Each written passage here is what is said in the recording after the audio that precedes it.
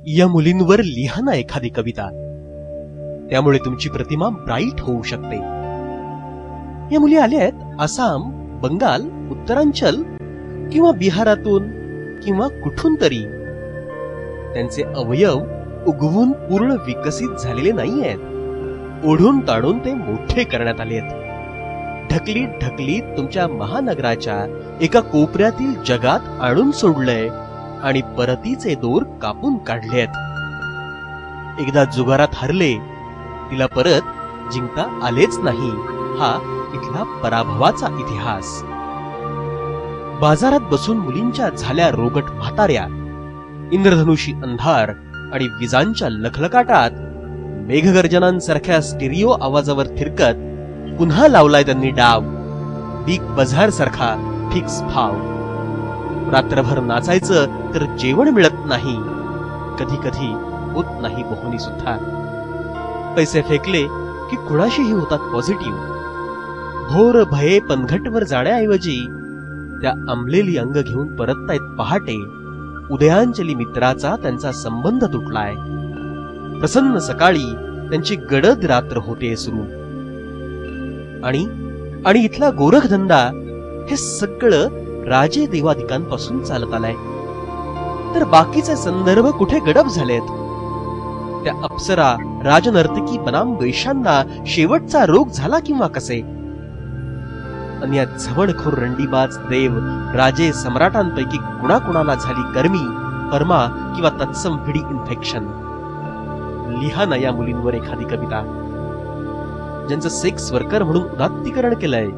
इथं अशी काही इंडस्ट्री आहे काय की त्यांचे कामाचे तास निश्चित झालेत आणि त्यांना समान वेतन कायदा लागू झालाय आणि त्यांना सिक लीव्ह मिळू लागलीये किंवा निवृत्ती वेतन मिळणार आहे आणि नोकरीवाली म्हणून मुलं तरी सांगून येत आहेत का.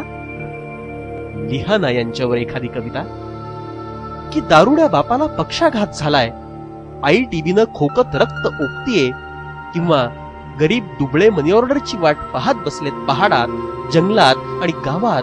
दूर तिकडे, उत्तरेकडे आणि दक्षिणेकडे, पूर्वेकडे आणि पश्चिमेकडे. 10ही दिशा कमीच पडतील तिकडे. त्या म्हणतायत आम्ही बर्बाद झालो चालेल, आई बाप भाऊ भिकारी नको व्हायला. लिहा ना यांच्यावर एखादी कविता, ज्या स्वतःच्या लग्नाचा दहेज गोळा करायला आलेत. 2-3 वर्ष चुदवून घेऊ, पैसे साठवू, गावी जाऊन लग्न करू. तिकडे गावाकडे पैसे असले की मुलांची कमी नाही. आज गिऱ्हाईकाची वाट पाहतोय, उद्या नवऱ्याची वाट पाहू. वडाला 7 फेऱ्या मारू, करवा चौथचं व्रत करू. ही स्वप्न घेऊन त्या उभ्या आहेत. आपल्या बहिणींनाही त्यांनी इकडे आणलंय. अच्छी लडकी म्हणून शिफारस करतायत. थकावट घालवण्यासाठी एखादी क्वार्टर मारून निघतायत घराकडे. होईल का त्यांचा दहेज गोळा.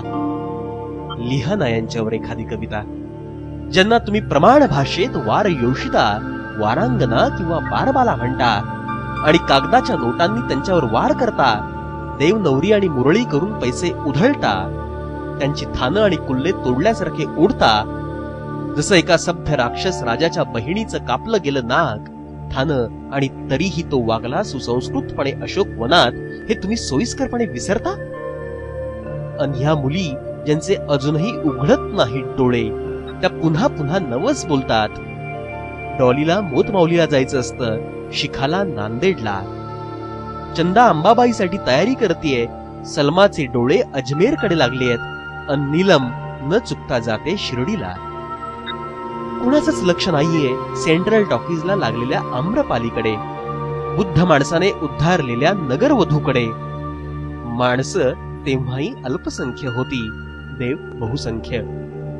माणसं तेव्हाही अल्पसंख्य होती, देव बहुसंख्य. आता तर देवसंख्येचा स्फोटच झालाय. लिहिता का यावर एक कविता. मी तर लिहिणार आहे. परत म्हणू नका की आम्हाला विषयच माहित नव्हता.